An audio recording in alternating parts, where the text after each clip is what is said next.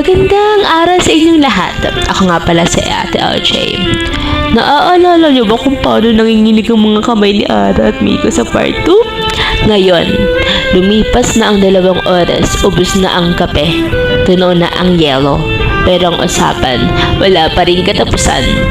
Paglabas na nila sa cafe, ang kaninang mainit na araw na palitan na ng malamig na simoy ng gabi. Habang naglalakad sila papunta sa parking lot, ramdam mo na hindi nakabaang namamagitan sa kanila. Ibang klase na ng excitement. Ito na excitement na ayaw mo nang matapos ang gabi. Mas relax ang boses. Grabe, Miko. Hindi ko akalain na ganun ka pala kadaldal sa personal. Sa Instagram, mukha kang misteryosong tao na hindi nagsasalita eh. Kasalanan mo yun, Ari. Ikaw kasi nagpapadaldal sa akin. I felt so comfortable talking to you na hindi ko na napapansin ng oras. Wait lang. Uy, tumigil sila. Ito na bang moment? Ang puso ni Ara parang sasabot na naman sa excitement. I know it said with a simple coffee invite, pero gusto ko lang malaman mo na 3 taon na akong nakihintay ng tamang timing. Natakot ako na baka hindi mo ko mapansin o bahasin lang ko sa'yo. Pero tonight, this is the best night I've had in years. Akala ko ako lang, Miko. Akala ko ako lang yung taga-view. Ako lang yung laging naghihintay ng post mo.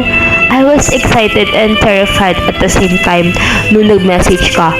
So since tapos na tayo sa almost phase, pwede bang finally na? Ayoko na maging viewer lang sa IT mo, Ara. Gusto ko ako na yung kasama mo sa bawat story mo. Pwede mo kitang ligawan. OMG! Wala nang paligoy-ligoy pa! Yung excitement na nagsimula sa isang ding ng messenger na uwi sa isang matapang na tanong. Pakinggan natin ang sagot ni Ara. Alam mo, Miko, 3 taon na kitang binigyan ng heart sa social media. Tingin mo ba magsasabi ako ng no ngayon? Nagkaharap na kita? Yes, Miko, pwedeng-pwede.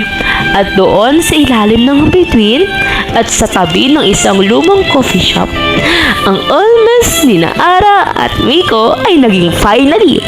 Ang excitement na dati ay nagpanipis ng hininga nila. Ngayon ay nagbibigay na sa kanila ng kapayapaan. Hanggang sa susunod ulit, paalam!